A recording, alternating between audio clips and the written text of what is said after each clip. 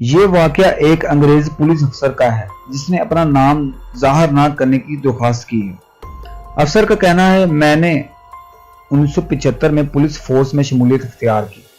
اس سے تھوڑا عرصہ بعد کی بات ہے۔ ایک رات ڈیوٹی کے دوران میں اپنے ساتھی کے ہمراہ پولیس کنٹین میں بیٹھا تھا۔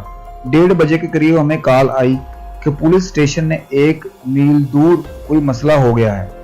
ہم چلے تو ایک پرانی VW ٹیبل میں سوار انتہائی قوی الجثہ شخص ہمارے آگے آگے چلنے لگا۔ وہ انتہائی گھبرایا ہوا لگتا تھا۔ اس نے راستے میں روک کر ہمیں اپنے گھر لے جانے کی درخواست کی۔ ہم نے اسے بتایا کہ ہم کسی وقوع پر جا رہے ہیں، اس لیے اس کے ساتھ نہیں چل سکتے۔ تاہم اس کے بہت زیادہ اصرار پر ہمیں اس کے ساتھ اس کے گھر جانا پڑا۔ اس کا کہنا تھا کہ اس کی بیٹی کے ساتھ کوئی عجیب واقعہ پیش آ گیا ہے۔ وہ آدمی شمالی آئرلینڈ میں فوجی رہ چکا تھا اور حال ہی میں ملازمت سے سبکدوش ہو کر اپنی بیوی کے ساتھ اس گھر میں آیا تھا۔ جہاں تک مجھے یاد پڑتا ہے، اس کا برادر نسبتی بھی ان کے ساتھ ہی مقیم تھا۔ اس فوجی نے ایک السیشن کتا بھی پال رکھا تھا۔ اس نے بتایا کہ ایک روز ہم اپنی بچی کو بیبی سٹر کے پاس چھوڑ کر باہر شراب پینے گئے۔ رات تقریباً 12 بجے ہماری واپسی ہوئی تو بچی کو سلا کر ہم ٹی وی پر اپنا پسندیدہ پروگرام دیکھنے میں مصروف ہو گئے۔ تھوڑی دیر کے بعد ہمیں اپنے بال کر اوپر واقع بیڈ روم میں کوئی چیز گھسیٹے جانے کی آواز آئی۔ ہم لوگ اس آواز پر حیران ہو رہے تھے کہ بچی کے رونے کی آواز بھی آنے لگی۔ میں اٹھا اور اوپر جانے کے لیے سیڑھیوں کا دروازہ کھولنے کی کوشش کی، لیکن مجھ سے دروازہ نہ کھل سکا۔ میری بیوی بھاگ کر تہہ خانے سے چھوٹی سی کلہاڑی اٹھا لائی تاکہ میں اس کی مدد سے دروازہ کھول سکوں۔ میں کلہاڑی کی مدد سے دروازے کو توڑنے کی کوشش کرنے لگا۔ اچانک ہمیں سیڑھیوں سے کسی کے اترنے کی چاپ سنائی دی اور اس کے ساتھ بچی کے رونے کی آواز آنے لگی۔ پھر ہمیں ایک نسوانی آواز شش شش رو مت کہتی سنائی دی۔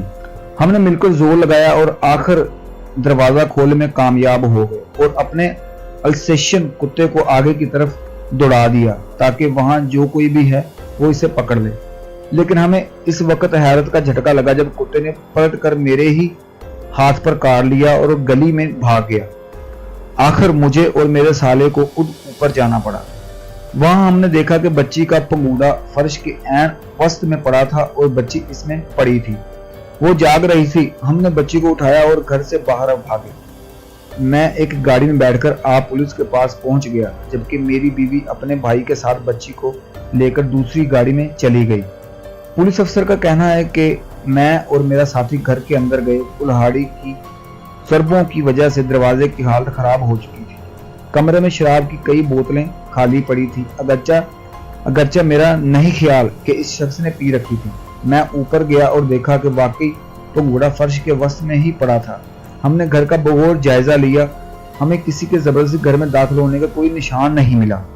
میں نے اس شخص سے ضروری معلومات حاصل کی اور نوٹ بک میں لکھ لی۔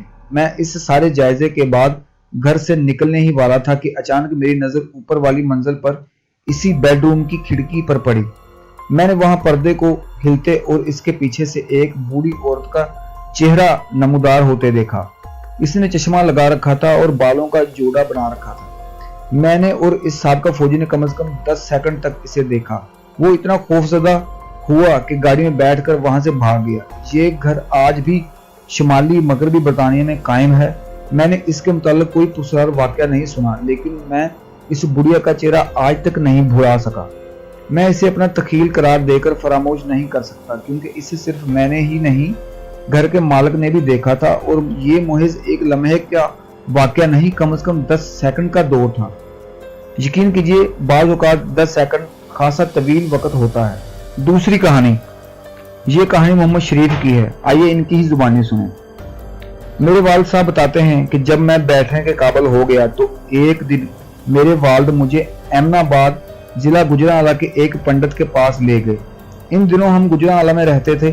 وہاں جا کر میرے والد صاحب نے کہا، پنڈت جی میرے بیٹے کی جنم کنڈلی بنا دیں۔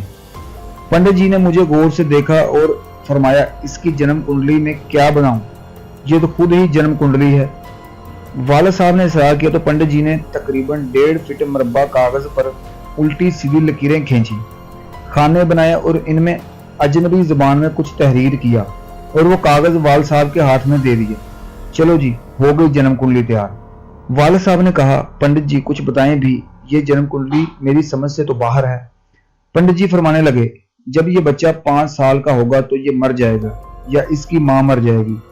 अगर ये बच गया तो 40-45 साल की उम्र में ये एक हादसे का शिकार होगा। अगर ये इस हादसे से भी बच निकला तो बड़ी लंबी उम्र पाएगा। ये इन दिनों का वाकया है जिन दिनों वालद साहब MES में मुलाजम थे और इनकी पोस्टिंग MES की कोयटा वर्कशॉप में थी। वहीं सन 1935 में जब कोयटा का ज़लज़ला आया, इन्हीं दिनों मेरी वालदा का इंतकाल हुआ। इस वक्त मेरी उम्र 5 साल थी।